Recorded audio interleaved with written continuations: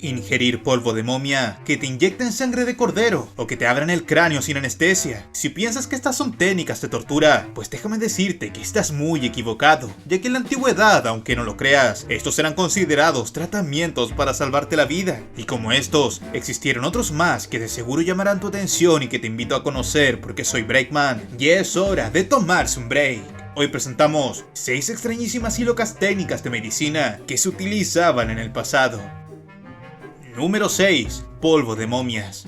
Comenzamos este top de particulares tratamientos médicos con uno que agradecerás infinitamente no haber nacido en dicha época.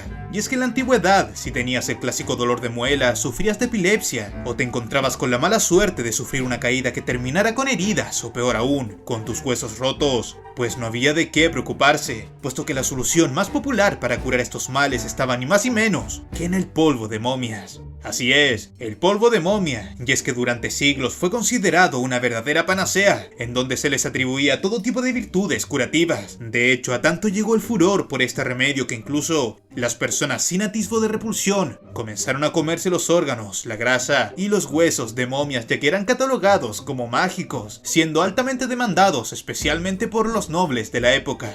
La idea general detrás de esta repugnante práctica era que el paciente que recibiera el tratamiento se beneficiara del alma y el espíritu del donante, absorbiendo su energía curativa. Como te podrás imaginar, algunos vieron en esto un negocio muy lucrativo, por lo que comenzaron a profanar numerosos sepulcros egipcios con el fin de robárselas. En un principio no fue difícil conseguir momias para poder comercializar. Sin embargo, el imparable aumento de la demanda provocó que la materia prima empezase a escasear, impidiendo abastecer el próspero mercado europeo, lo que derivó en que los saqueadores no tuvieran más remedio que recurrir a la falsificación. Fue así que no tardaron en aparecer comerciantes que sin escrúpulos momificaron alegremente cuerpos de esclavos, cuerpos abandonados, pasando gato por liebre. El resultado que conseguían era de una calidad tan elevada que cuando se comenzó a realizar pruebas de rayos X a las momias, se descubrió que algunos museos exhibían en sus vitrinas falsas momias egipcias que provenían de tal proceso de falsificación. El asunto es que, con el avance de la medicina, se dieron cuenta que los famosos polvos de momia eran una completa estupidez y que su consumo no traía beneficio alguno a la salud, que de hecho les hacía peor, por lo que fue prohibido su consumo en todo el viejo continente, dejando así a las pobres momias por fin descansar en paz. Número 5. Hemiglosectomía. Durante la Edad Media, si tenías la mala suerte de ser tartamudo, no modulabas bien o derechamente eras mudo, posiblemente eras el candidato perfecto para realizar una hemiglosectomía. Y tú me dirás, ¿qué rayos es eso? Verás, para que te quede claro, este procedimiento de sanación consistía simplemente en cortar parte o la totalidad de la lengua. Tal cual como lo escuchas, los médicos pensaban que cortar la lengua ayudaría con los problemas del habla. Imagínate cómo pudo ser este procedimiento durante la Edad Media, con instrumentos primitivos, con una ausencia total de higiene, y más encima lo que es peor, sin anestesia. Un procedimiento que sin lugar a dudas podría provocarte un trauma por el resto de la vida. Pese a esto, fue un tratamiento bastante cotidiano en aquella época, en donde hombres y mujeres, hasta incluso niños, se agolpaban fuera de las casas de los curanderos para someterse a este procedimiento con la esperanza de acabar de una vez por todas con sus problemas de lenguaje. Sin embargo, en la práctica, los resultados eran muy distintos, ya que como podrás suponer, el remedio era peor que la enfermedad. Los pacientes no solo no mejoraban su lenguaje, sino que algunos no soportaban el dolor falleciendo en el lugar. A menudo perdían la vida por las infecciones que contraían, pero qué retraso. Por esta razón, la popularidad de la cirugía disminuyó durante el siglo XVII, ya que el procedimiento terminó siendo tanto ineficaz como inhumano. No obstante, y aunque se dejó esta práctica, el avance del conocimiento médico hizo que la hemiglosectomía volviera a ser utilizada incluso hasta nuestros días, ya que se ha demostrado ser efectiva en el tratamiento contra el cáncer de boca y otras enfermedades del tipo oral. Eso sí, para que no te asustes, en la actualidad se realiza con instrumentos modernos, anestesia y con todos los avances tecnológicos para que de verdad funcione. Número 4. Tratamiento emético. Imagínate que estás en el siglo XVII, arreglándole el tacón a tu zapato de mujer, cuando de pronto comienza a manifestarse en ti un leve pero constante dolor de cabeza, lo que luego se transforma en una severa fiebre y un par de dolencias más. Vas de urgencia a una botica y resulta que no existen pastillas que te puedan sanar. ¿Qué haces? Pues lo común en ese entonces era ir al médico, quien te recetaría un montón de fármacos tóxicos para que los ingieras con el único fin de vomitar el dolor. Vomitar el dolor. tal cual como lo escuchas.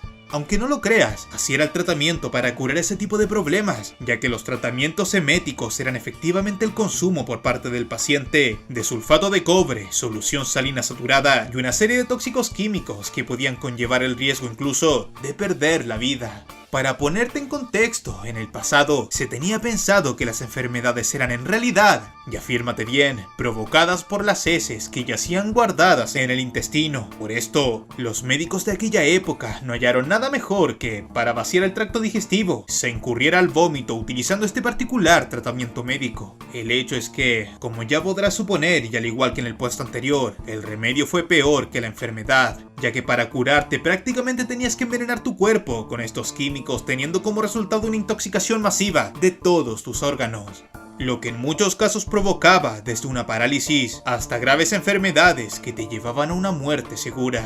A pesar de esto, el tratamiento siguió utilizándose hasta principios del siglo XX, cuando se constató que los enfermos empeoraban su situación de salud, así que nuevamente, agradecer al destino por haber nacido en esta época, ya que de seguro no hubieses durado mucho en esa.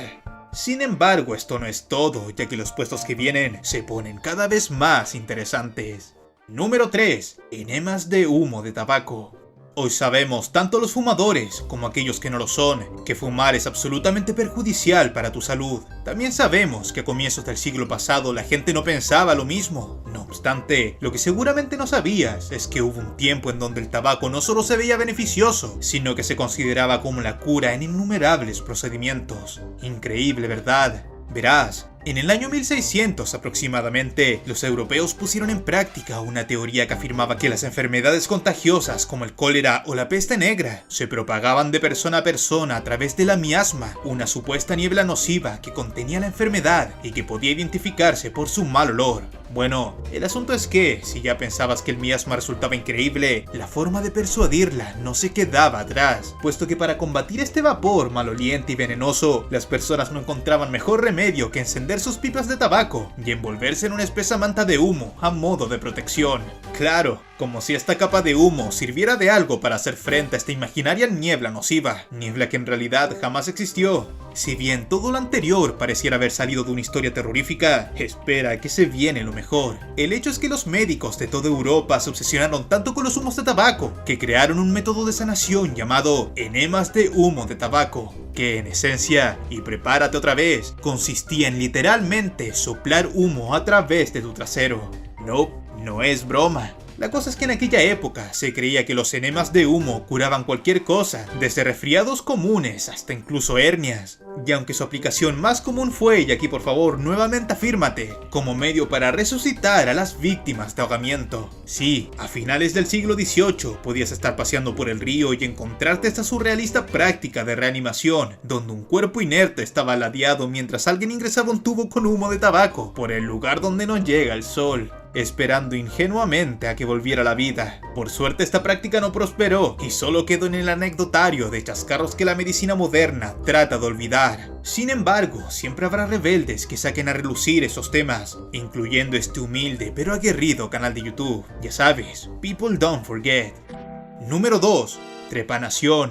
En esta posición nos encontramos sin lugar a dudas con quizás uno de los métodos de cirugía más antiguos que la humanidad conozca, pero al mismo tiempo uno de los más terribles a los que te puedes someter. Te estoy hablando de la trepanación, una milenaria técnica que consiste en hacer agujeros en el cráneo para curar enfermedades. Así de crudo y así de sencillo. Las circunstancias bajo las que se llevaban a cabo este tipo de cirugías se presumen muy cruentas en opinión de los expertos y que se encuentran registros de su práctica desde épocas cavernarias, contando también a los romanos, los vikingos y un sinfín de culturas en donde combinaba las propiedades curativas con antiguos rituales místicos de magia o brujería. No obstante, y refiriéndonos estrictamente al carácter médico, si el paciente sufría jaquecas debido a un tumor, se supone que el médico golpeaba con un objeto distintas zonas de la cabeza hasta que el individuo aullaba de dolor. Eso le daba al curandero el diagnóstico perfecto que indicaba que el tumor había sido encontrado. Luego se procedía a la operación bajo el efecto de algunas primitivas drogas que emulaban la anestesia. El especialista procedía entonces a cortar el cuero cabelludo y luego se daba a la tarea de romper sin asco el hueso craneal con su rústico trépano o broca pequeña, cuidando siempre de no dañar el cerebro. Se desconoce el método utilizado para cortar y extraer el fragmento de hueso, ya que este no es nada fácil de seccionar. Una vez terminada la operación y probablemente bajo condiciones terribles de asepsia, se procedía a coser, eso sí, sin volver a poner el hueso roto, porque en esa época no se poseía la tecnología para ello. Esta dolorosa y arriesgada práctica ha evolucionado durante 10.000 años, hasta convertirse en la actual craneotomía. No obstante, aún se desconoce en qué momento de la historia se originó esta técnica médica tan compleja, así como quiénes fueron los primeros cirujanos en practicarla. Número 1. Transfusión de cordero.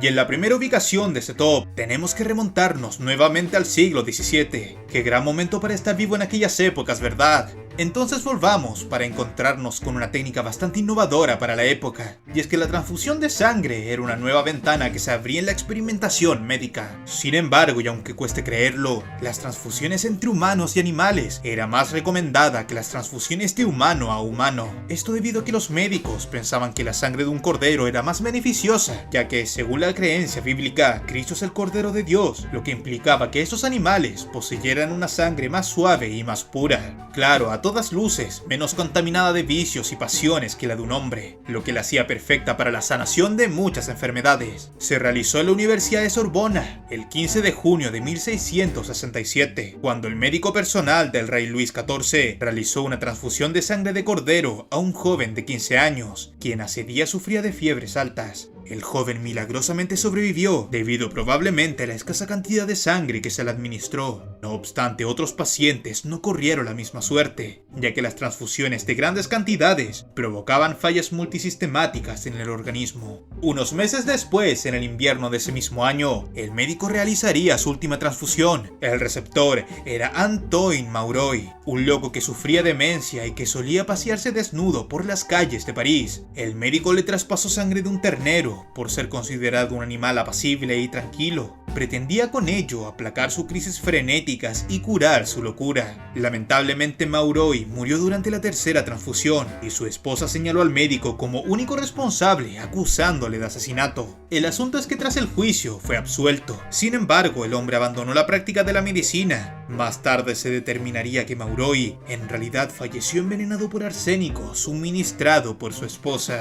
En vista de los desastrosos resultados, en el año 1668, la Facultad de Medicina de París prohibió esta práctica considerándola bárbara y procedente de la misma mente de Satán, un concepto también bastante bíblico en su época. Finalmente, tuvo que pasar un siglo para que las transfusiones volvieran a ser consideradas una opción. Esta vez, y dejando de lado toda creencia religiosa, el procedimiento se realizaría entre humanos, logrando significativos avances en años posteriores. No cabe duda alguna que durante la antigüedad debe haber sido muy difícil ser paciente, ya que los tratamientos que se efectuaban eran verdaderamente mecanismos de tortura, que resultaron ser un real fiasco y que solo conseguían empeorar la situación de salud de las personas.